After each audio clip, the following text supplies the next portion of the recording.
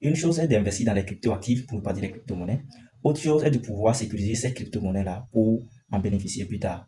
Là, aujourd'hui, nous sommes confrontés à un problème de sécurité du stockage de ces actifs crypto, ce qui n'est pas une affaire récente, ce qui est toujours une actualité, ou bien ce qui reste une actualité dans l'écosystème crypto depuis sa création jusqu'à aujourd'hui. Mais nous sommes beaucoup plus confrontés à une monnaie beaucoup plus courante aujourd'hui, que les portefeuilles crypto se font vider du jour au lendemain. Vous allez vous lever un bon matin, vous allez voir votre portefeuille partir en fumée. Qu'est-ce qui fait que nous sommes arrivés à cela? Est-ce que MetaMask est tellement compromis à ce point? Parce que la plupart utilisent MetaMask pour peut-être interagir avec les protocoles, rentrer bref dans la DeFi. Je ne vais pas aller trop loin dans ce sujet.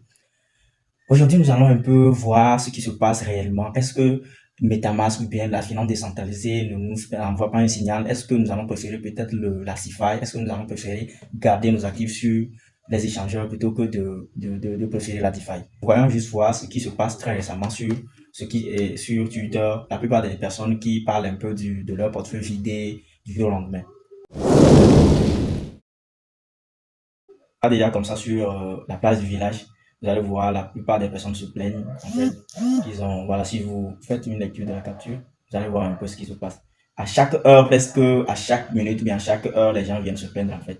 MetaMask, il a été volé, il a perdu voilà, ses actifs sur son portefeuille. Vous pouvez même aller faire votre propre expérience. C'est devenu très très très compliqué dans l'écosystème. On ne sait pas à quel sens vous vouez maintenant. Donc, voilà, voilà.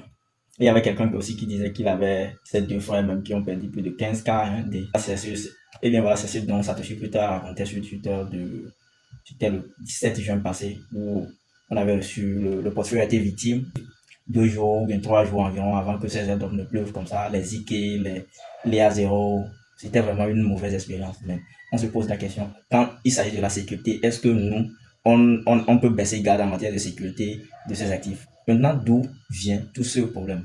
Est-ce que c'est MetaMask qui comporte une faille ou bien est-ce que c'est nous qui n'arrivons pas à nous comporter avec nos portefeuilles? La raison, nous la verrons tout à l'heure. Bien, en attendant, je vais énumérer 3 hypothèses. La première, c'est le phishing, c'est-à-dire à travers peut-être les publications sur Google ou bien à travers, bon, disons les publicités sur Google, peut-être que vous aurez à cliquer sur n'importe quel lien que vous n'avez pas pris soin d'analyser tout ça là. Les tweets, en fait, sur peut-être la place du village, voilà. Et un grand projet, ou bien MetaMask qui vient de tweeter, ou bien, bon, un projet comme Lea0, ou bien ZK5, ou bien, bon, je sais pas trop, n'importe quel projet, mais qui vient de tweeter, et que il y a un bot ou bien il y a un hacker qui s'est inséré dans ce tweet-là pour mettre un lien et que vous ne savez pas, vous avez cliqué dessus.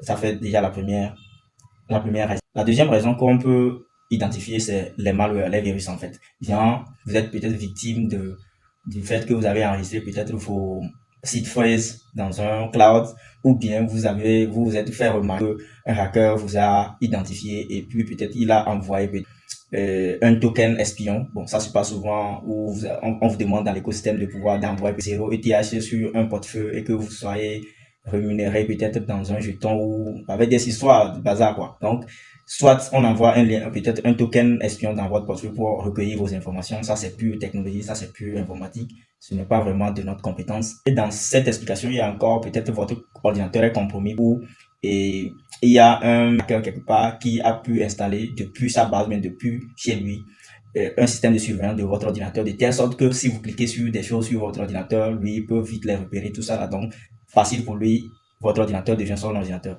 Le deuxième exemple de la deuxième hypothèse. Maintenant, la troisième hypothèse, bref, c'est le Wi-Fi public.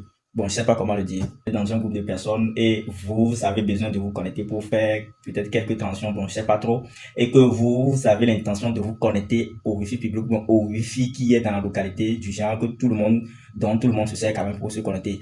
Ce qui arrive, c'est que vous allez vous connecter au Wi-Fi, mais peut-être que ce n'est pas ce Wi-Fi là, c'est un système développé par quelqu'un qui soit là-bas. Et puis quand vous vous connectez, vous ne vous connectez pas au Wi-Fi, mais vous vous connectez à son serveur, ou bien à son téléphone, ou bien à son ordinateur.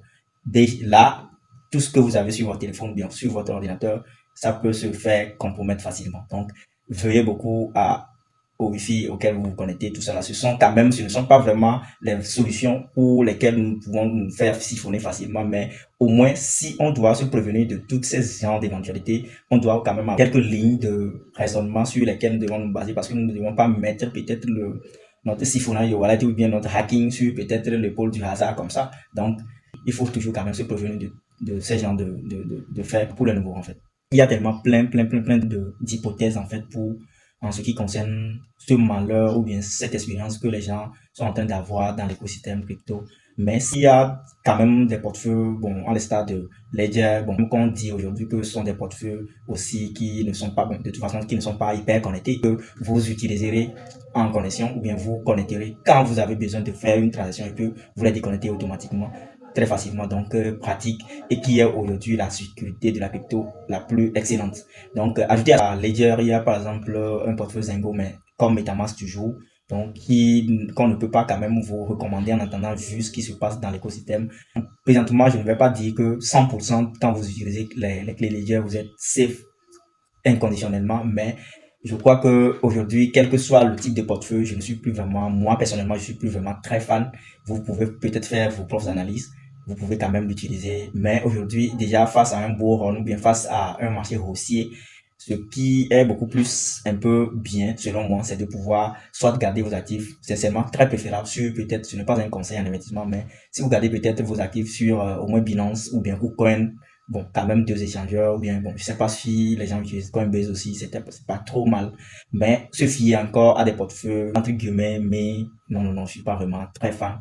Donc, ne vous faites pas avoir, gardez toujours, pour le moment, sans les clés de dire, gardez vos actifs sur peut-être les gros échangeurs à l'instar de Binance, parce que nous avons vu l'expérience de MT Ghost, qui depuis 2014, 2013-2014 a été hacké, mais qui a commencé quand même par rémunérer ses clients en ces derniers moments. Donc, ce qui fait que et même si vous perdez peut-être de vos actifs sur peut-être une plateforme mondiale à l'instar de Binance ou bien KuCoin, bon, il y en a assez peut-être dans les top 10 ou les top 5, au moins peut-être que vous avez la chance de pouvoir recouvrir vos fonds plus tard. Mais avec des histoires des portefeuilles décentralisés, tout ça là, prenez toujours des dispositions à ce que vous ne soyez pas victime des situations et que vous ne finissez pas par pleurer, vous ne finissez pas par pleurer à haute voix.